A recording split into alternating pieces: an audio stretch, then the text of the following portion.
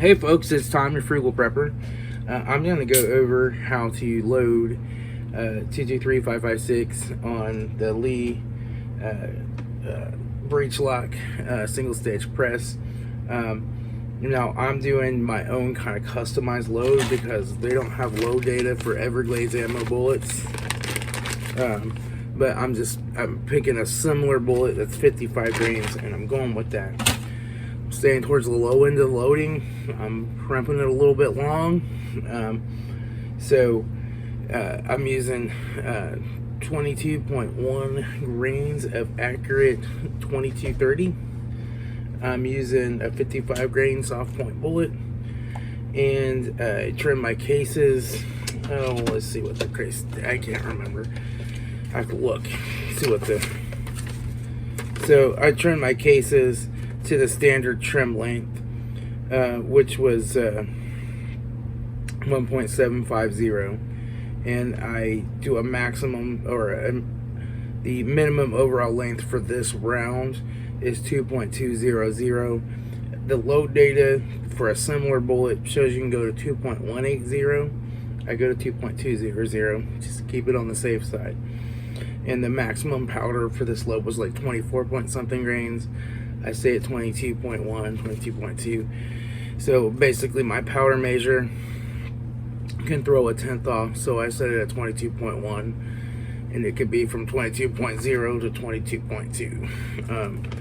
And when you're running a lower middle of the range load like this, you don't need to use the powder trickler and all that. Like I said, we're not building these for absolute consistency and accuracy. This is just some stuff that goes boom when you go to the range to have fun with, right? So, we'll go ahead and get started here. So the first thing I have is the brass casing. Now I have tumbled these and cleaned them up. And we'll just go ahead and we'll do a 3 reload. We'll reload 3 of these just for the video, but these are tumbled and cleaned up real nice. I don't anneal my brass. After 6 or 7 reloads, they might start to split, and I just toss them. You can anneal them, but this video isn't going to be about the annealing process. Really, 223556 ammo is so common at the range that I can just sweep up a big pile of it when I'm there and somebody's been playing Rambo and they got brass everywhere. I'll be like, hey, I'll sweep that up for you, and it just goes in my range bag, so I have plenty of it.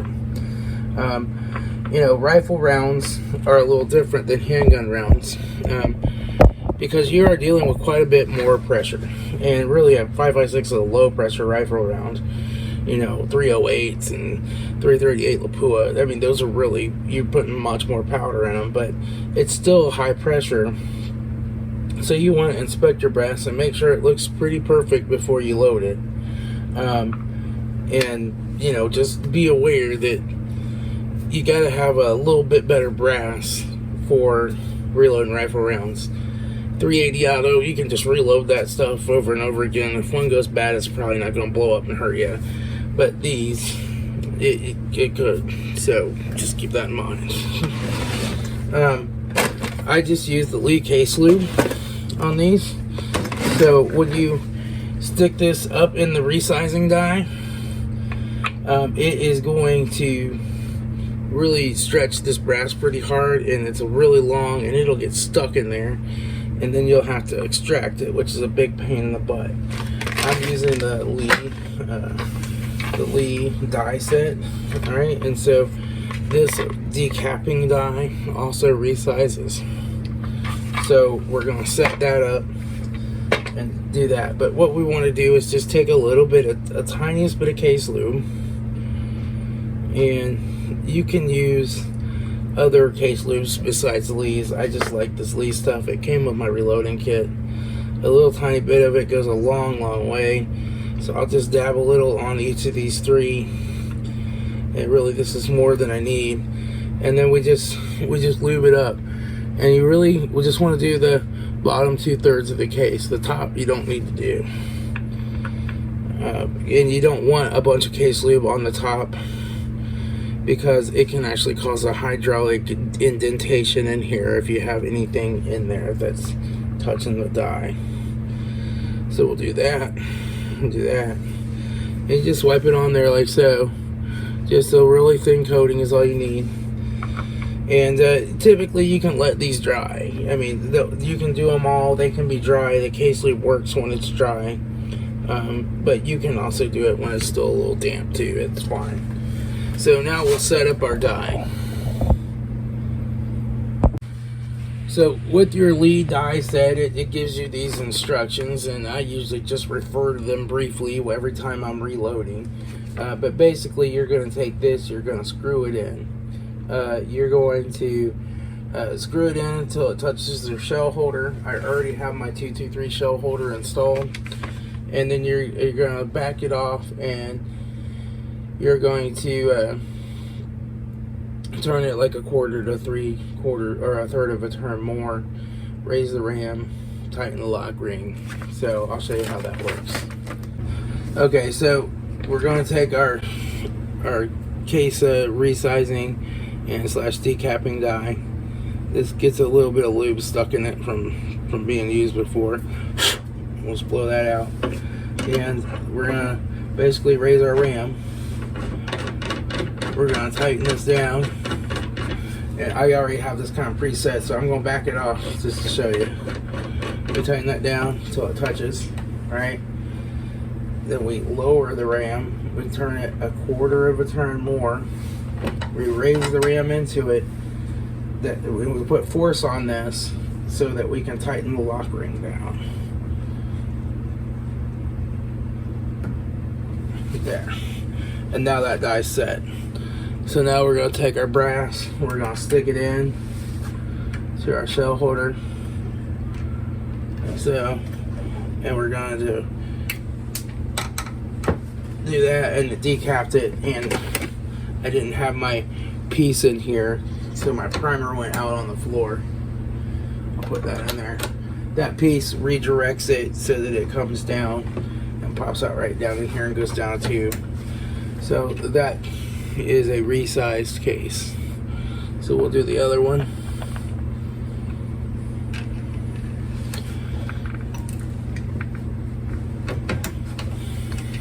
That's a resized case.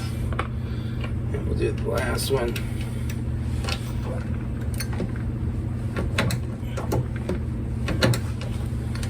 And we resize this shoulder and neck and everything. Okay, so now we're resized, which is good. So now we're ready to take out this die, and like normally I will go through and do a whole big tub of this at a time. You know, I don't do 3 rounds at a time. So but now you take this out, and now we need to trim our brass. Our brass is going to come out, and it's going to be longer most typically. Sometimes you get a piece that just falls in less, and you live with that, but most typically it's going to be longer than our trim length, which is 1.750. So we take this and we measure it, and that's 1.743, so that doesn't need trims.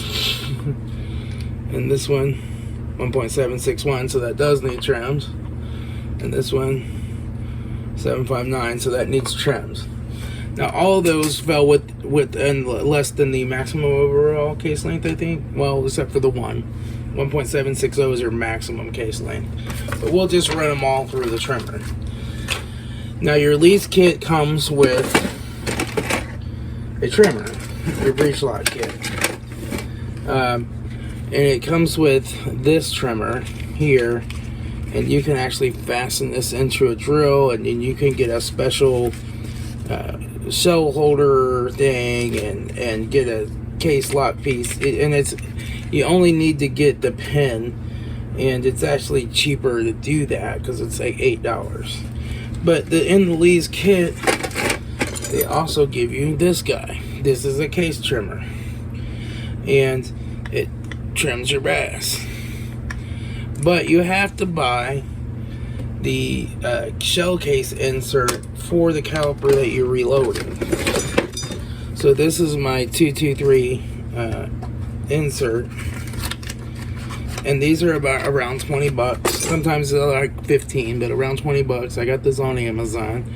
And basically this is what you're going to put your thing into, and it's going to trim it. Now, by default, this is just set to 0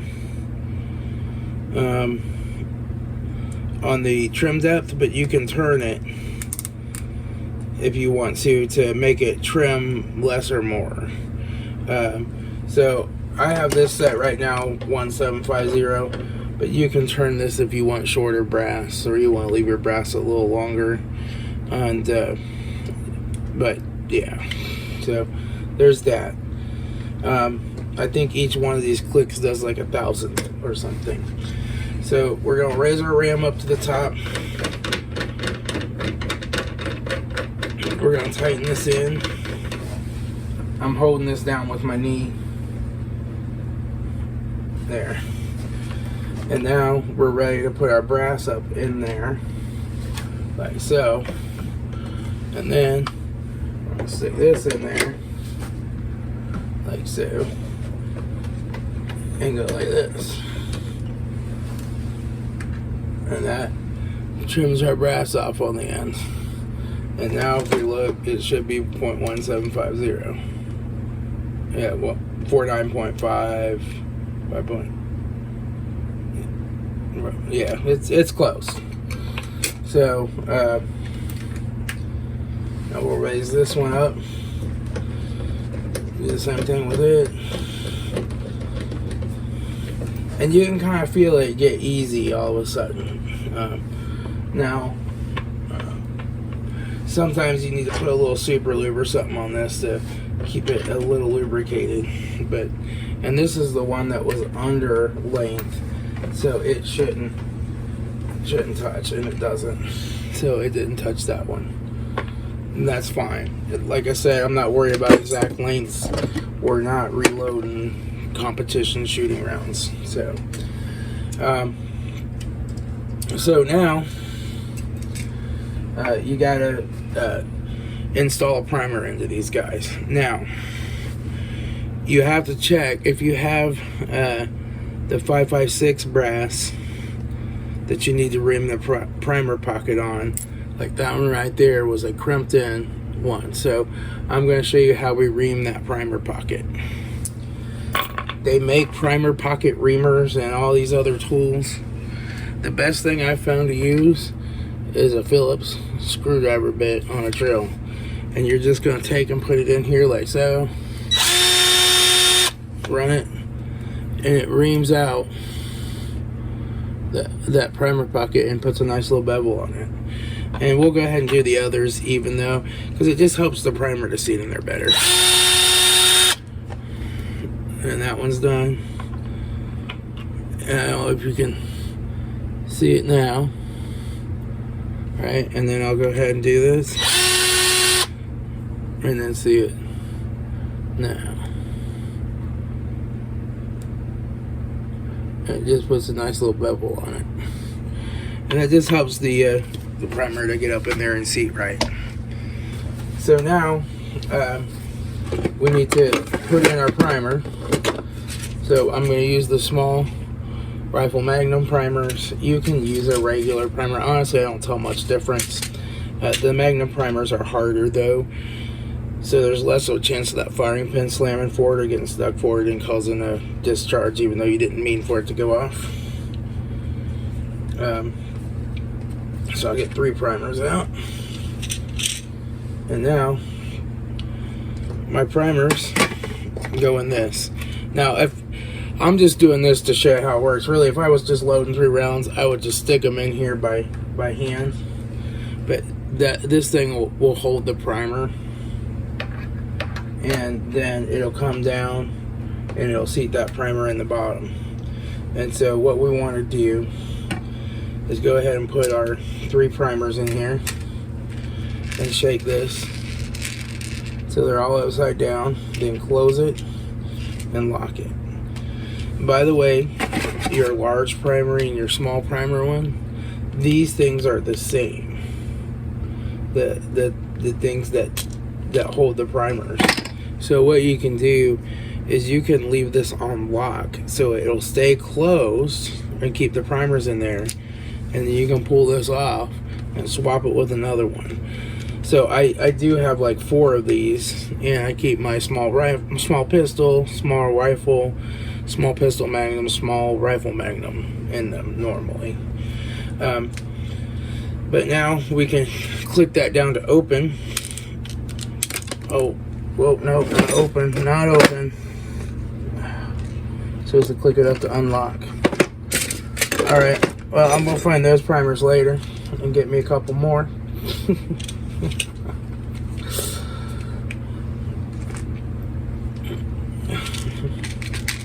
Okay. We click it up to lock. We don't click it down to open, we click to on, and then it allows them to go down in there. And now they're down in here. We install this on our press. Take that out. And I will take you around here to show you how this works.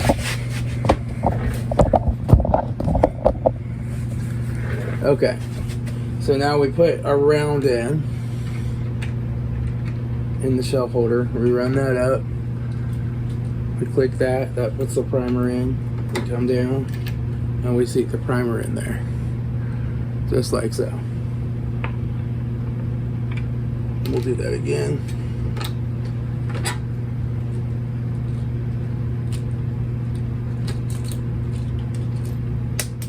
Oh man, it dropped my primer. That happens sometimes.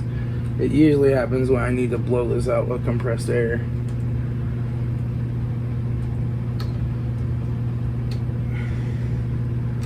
Alright, I'll seat it in there manually. And we got one more.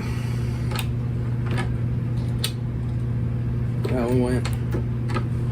Okay, so now we got our primer seated. Now, this next step, let me move you back over here.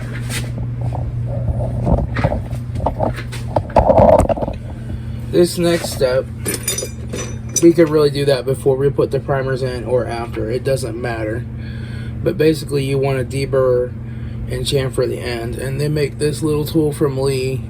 And there's a bunch of other different kinds of tools, and there's automated ones and stuff. But really, this is a pretty easy tool to use. And what you're going to do is stick this tip in here and give it one full turn.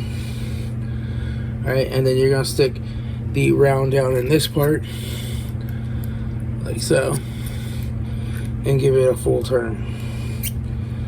And that's going to deburr the inside of that and chamfer the end of it. So we'll just do all 3 of these. Deburr. If you feel it hang up still, you might need to go over it a couple times, but and then we'll chamfer it. And it makes a nice clean spot there. We'll deburr and we'll chamfer this one. Yep. It makes it real nice. Okay, so now that we have those done, we're ready to start throwing our powder. And so I'm just going to check the powder, measure, and make sure it's on relatively nicely, and we'll load those up. So let me move the camera around so you can see me do that.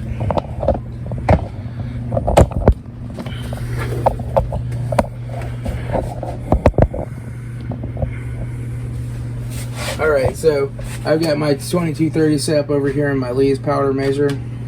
So what I'm going to do is just get my scale all set up and leveled there, and then we're going to turn that on. And basically what I want to do is I cut the top of my Lee's powder measure off so I can dump powder back in here. I'm just weird like that. But normally this is closed, and yeah, it's a pain in the butt. Let me move my hops out of the way and get a full throw. and we'll measure that. Oh, I forgot to tear it with the I gotta put this on here and hit tear, and then we're at 0 grains and 21.98.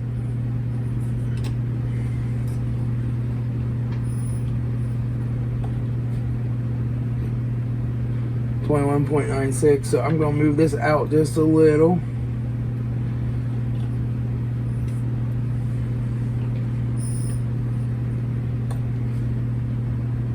.20.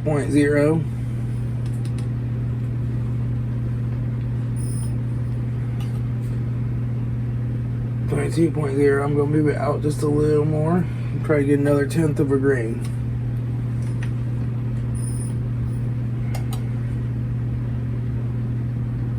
.4. That's too much. Put it back in a little bit.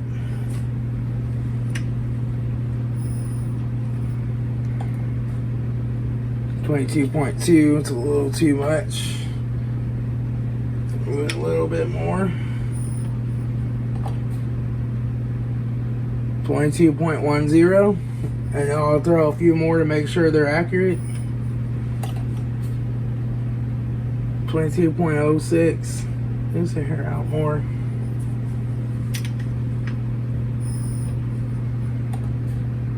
22.14. Close enough.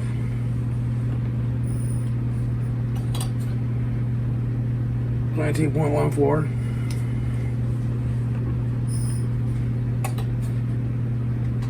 22.12. So that's close enough. That's plenty fine for me. I'm not looking for exact measurements. So now we just go ahead and fill our shell casings like that. And I usually stick those on the other side when they're full.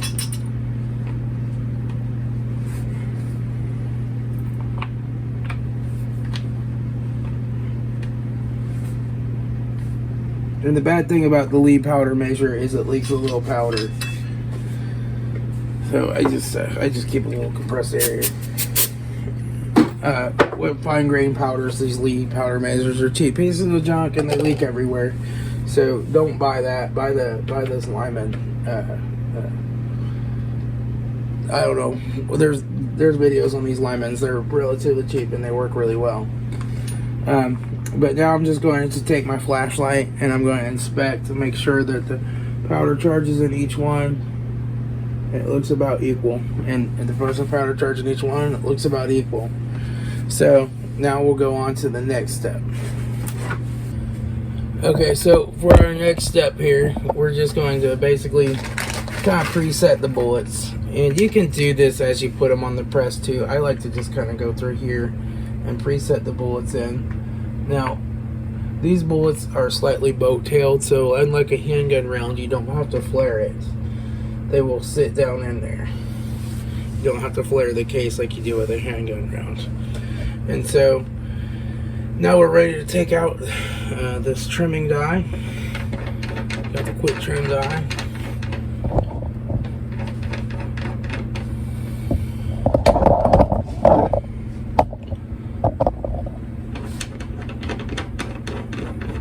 We'll take that out, and we're ready to set in our bullet seating die, which is right here.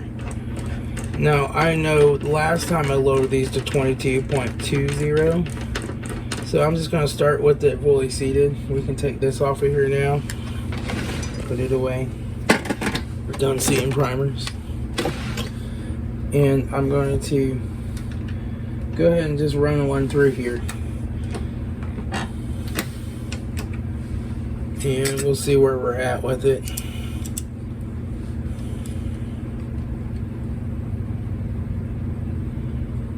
Yep, and we are at .220, so we want to move this down a little. See where we end up. I don't know if you guys can see that or not. 216.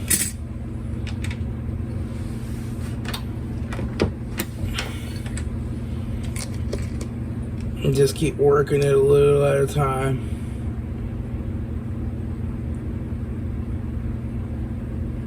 $208.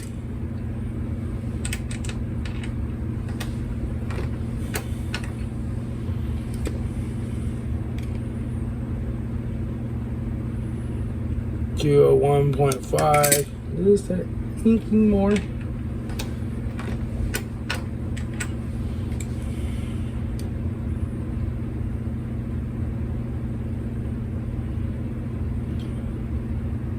$202. Is the inkling more?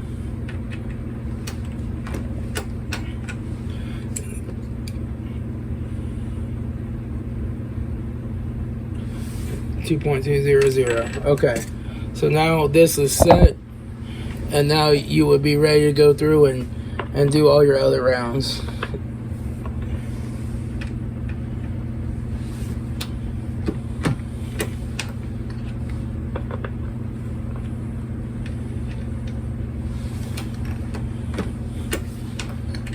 Like that. And so you can double check these. I usually just start loading them and check one every so often.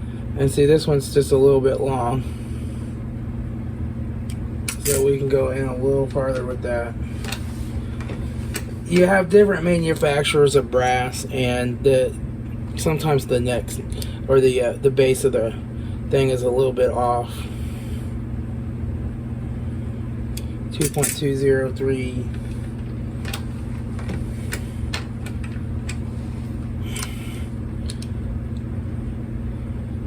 $200. This one is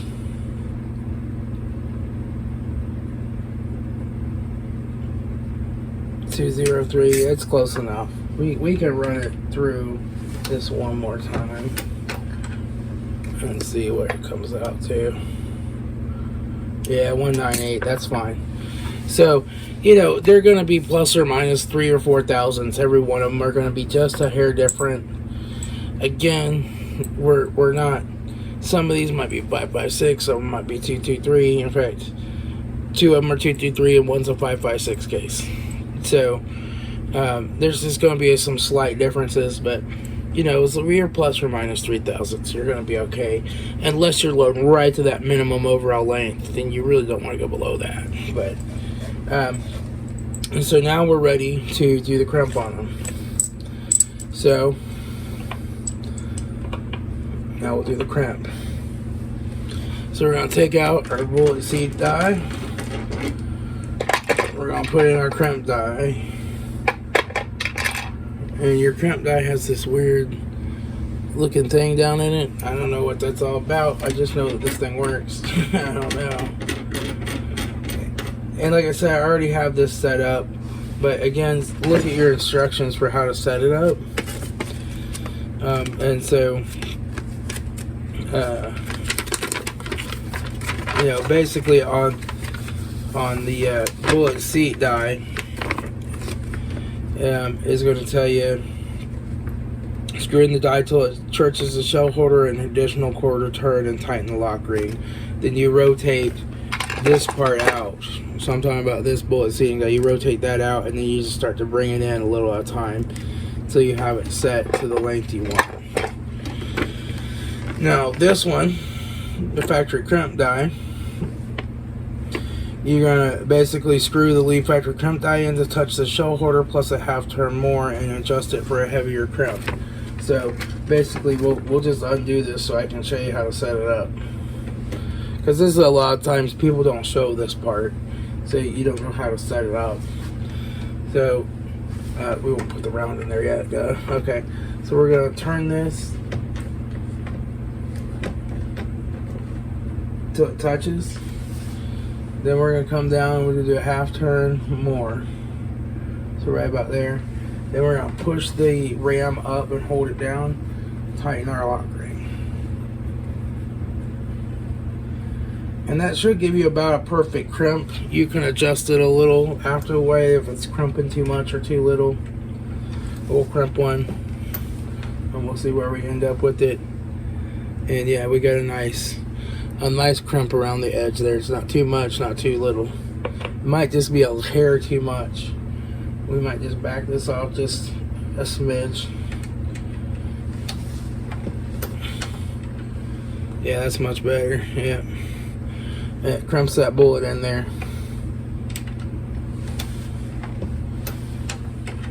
And you have it.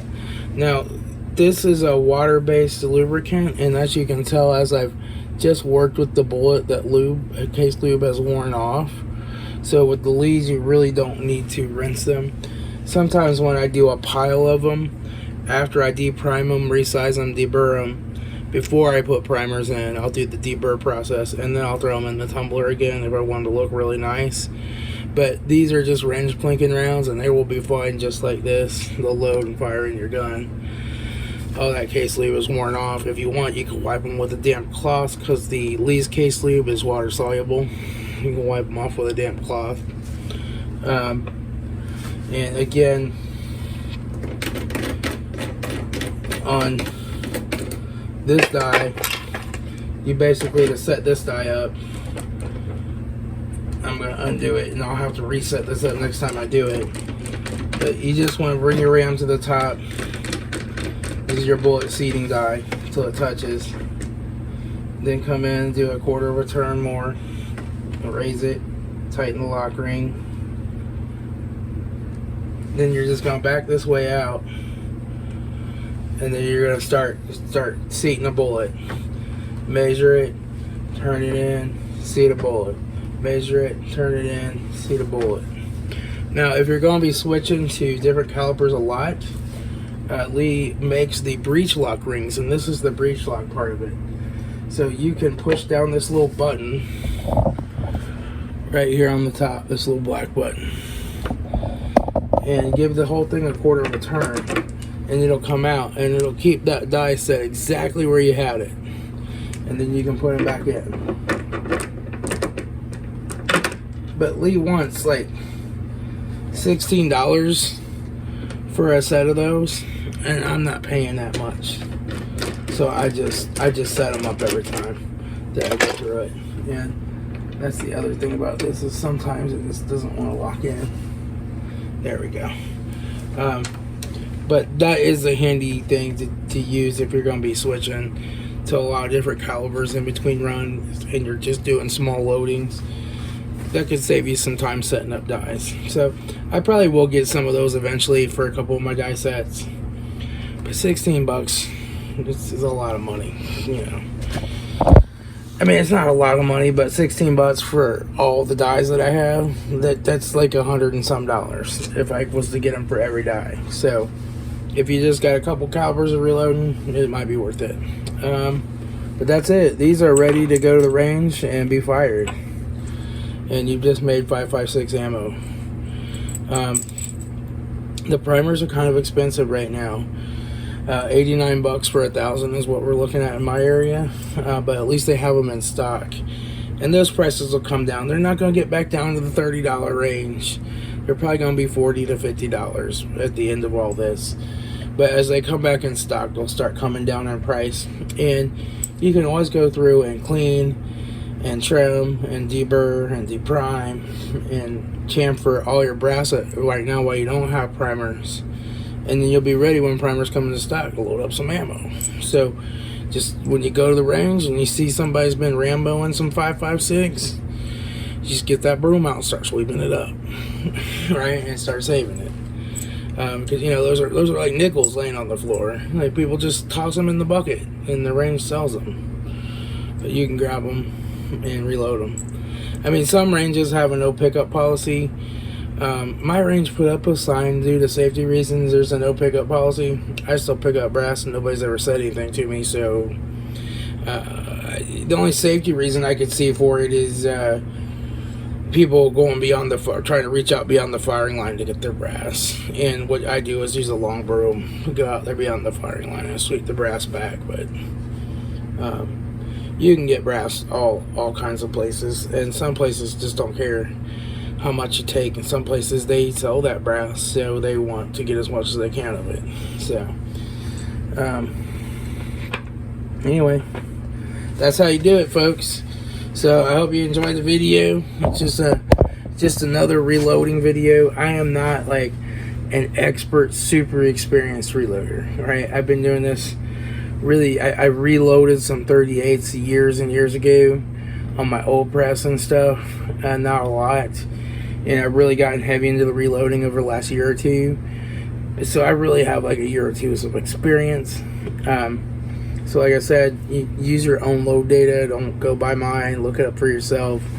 If you're just starting out, use a bullet that has load data, powder that has load data, primers that have load data, and don't start experimenting until you get experienced with it. And especially if you're going to be hand loading rifle rounds, I have prescription safety glasses that I put on that are polycarbonate and they wrap clear around, man. Just do that in case you have an accident and you blow up your rifle. You don't want it to take out your eyes.